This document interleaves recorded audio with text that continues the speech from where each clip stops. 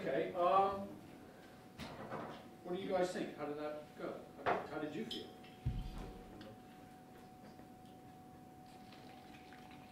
How do I turn this back? Speaking of some of these things were noted. So it's a little organised, it's facing the right way there. What am I asking? Yes. Sorry, I was still thinking that's quite the issue of a pen. Yes. It will just be one of this. That way connected, I know that. So while I try and multitask, what did you guys think?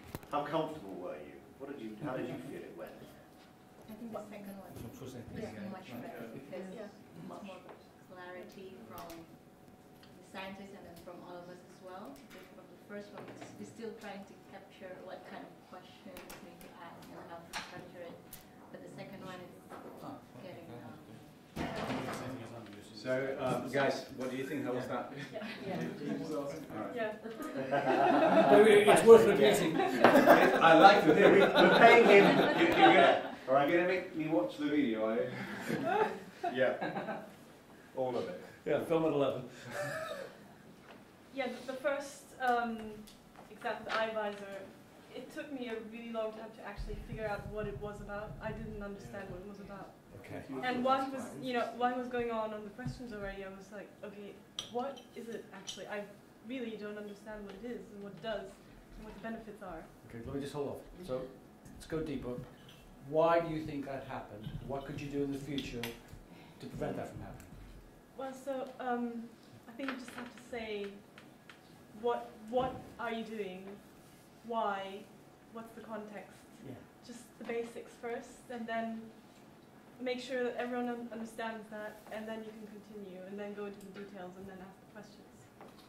But otherwise, you lose everyone. A perfect example of the dot model I showed earlier. Yeah. Do, observe, think. Do. Just linking to what she said, Richard, I think for me personally, I felt I didn't want to You ask speak a up. stupid question, but then they got to the point where they've moved on from the basics and people ask a question and you think, is it too late to go back to what is going Okay. and stuff like that? It's just the same thing really. That's obviously strictly vitally important, just to super simplify everything really, if we don't get it. And Justin was using a lot of jargon at first, and he eventually went around to it. I still want to ask a question because you guys are like, oh, I'm sure everyone asked. But to me it was like, what are you actually talking about? I don't understand what you're saying. Yeah. And then eventually he just went into it himself, and I was like, okay, fine, yeah. But it's about just really not having that fear to ask, what is it? Can you super simplify this for all of us? I understood the first one. I thought the first one was quite interesting. A little bit of context about the guys that you met is they're some of the most articulate academics that we have, the most commercially market-aware guys that we have in that sense. And there's a whole range of kind of, some of the guys are very, very, they do it in maths. And it just sort of goes over my head, and I'm trying to know it, I don't get the maths. So just kind of a range, so that's, you get a whole range of academics, and that's where I put them on the scale, is really quite... Especially Justin, it's like the guy's just got a complete understanding of what their market is, what his product is. So. Before I want to get back to the earlier point, but this is something really important, and I noticed, I think you were doing it a bit and something like that, and they led you into it. I had a real problem, especially with the first, with Nick. And that's why I asked him that question about why haven't you gone into focus, because if you remember early on, Nick said, we didn't go into focus because the optometrist is a situation, the optometrist doesn't want it, and he has right there, in one sentence or whatever, decided that there's this whole market benefit application that might be huge commercially, because he's decided for whatever reason that that's not the strategy, and that's the typical kind of thing I warned you against before. Your job out of these guys is to get the technology and the science out of them. By all means, listen to what they say commercially, but discreetly challenge it.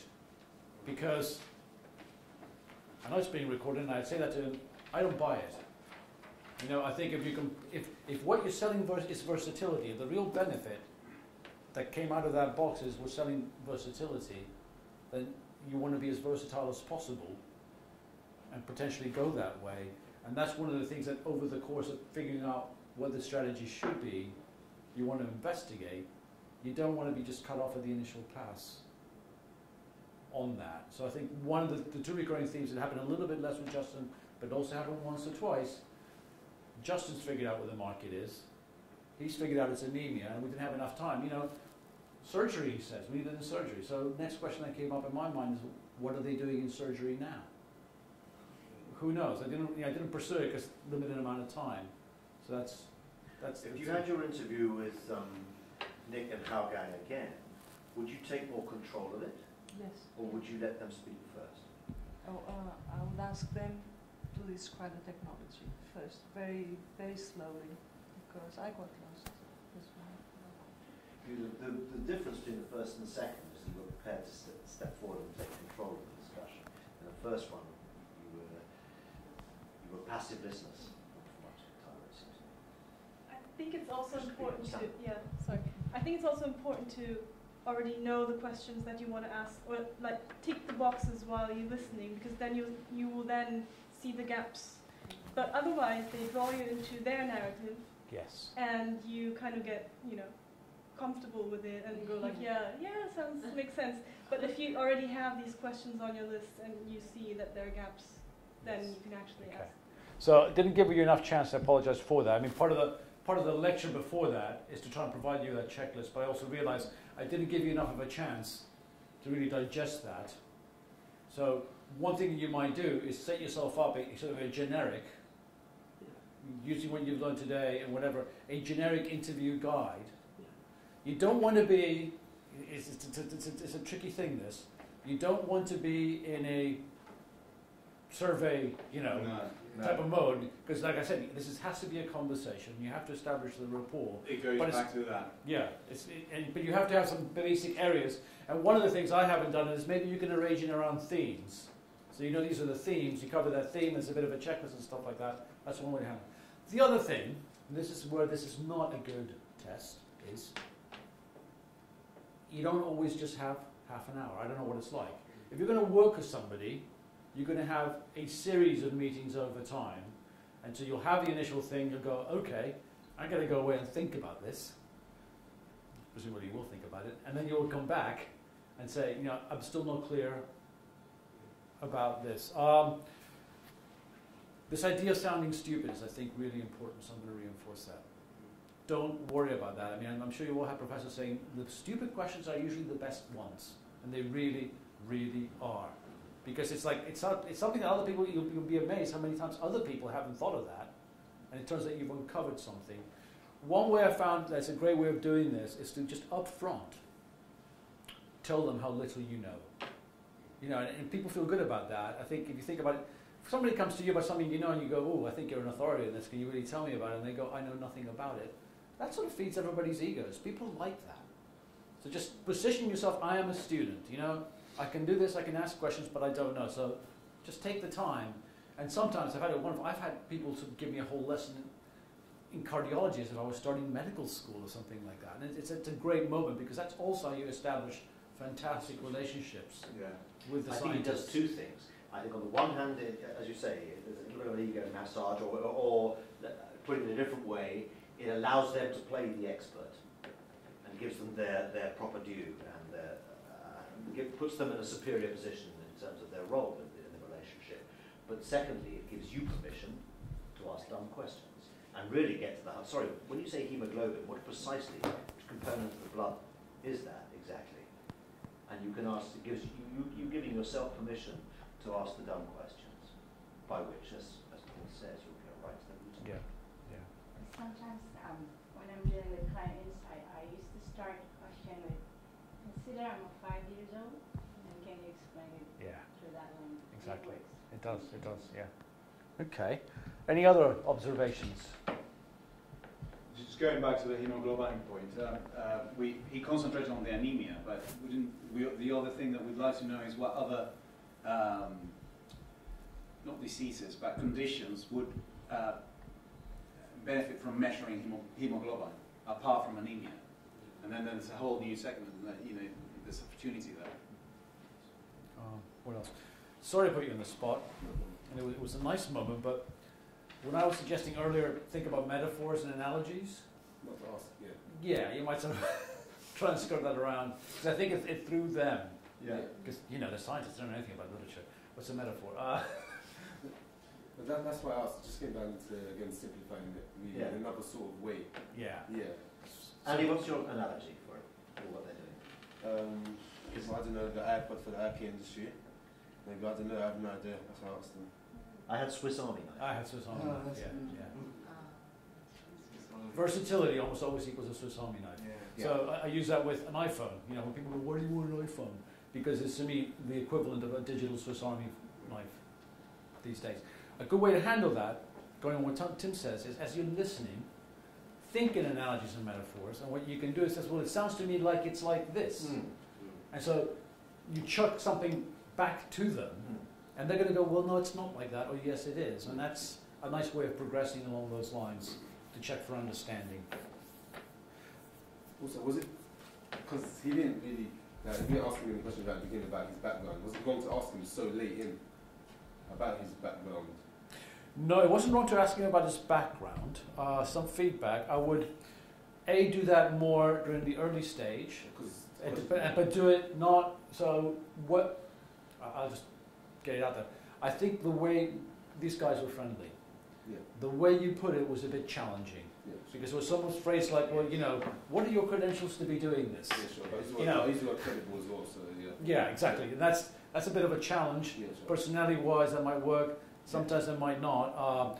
If you go to some other places that are very formal in culture, and you have a professor, doctor, blah blah blah, you can get into trouble with that kind of thing. So be careful. It's more like, you know. So before we get into the project, I'd like to learn a little bit more about you. You know, how did you come to be in this space? How did you get involved in this project?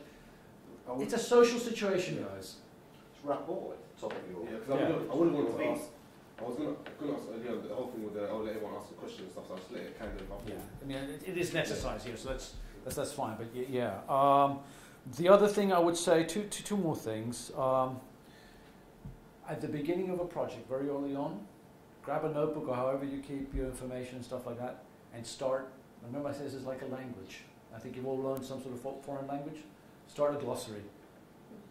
You hear the word anemia, write it down. Maybe ask them, but if not afterwards, go to Wikipedia or whatever. And just like a language, if you start a vocabulary of all the jargon in this thing, it's incredible how just looking up those words will get you to start understanding what's going on or not. Really good question to always ask people when you're interviewing towards the end is there anything I forgot to ask you? That's one that is a gem always. It gets you more information. I think that's all I have. Anybody else want to add? About giving us our introduction, who we are or... Yes. So I think I mentioned that. So here we set it up for you. Yeah. So we'll cover that a little bit later in a bit. But, you know, as you're interviewing people, you know, you're going to start sometimes from cold calling. Sometimes you'll be introduced by technology transfer and whatever. But yes, very good point. In general, this is what I'm doing. This is who I am. This is what I'm trying to get out of today. You know, establish that, and then move on to it. And also, thanks for reminding me, at the end of the interview, you know, if you open something up, you need to close it. You know, you don't just open somebody up, go take everything you can out of them, and they go, great, thanks, bye. You've got to tell people what's going to happen next. And then make sure it happens. Even though, as Tim said, you know, I've looked at it and I don't think this stuff works, you know.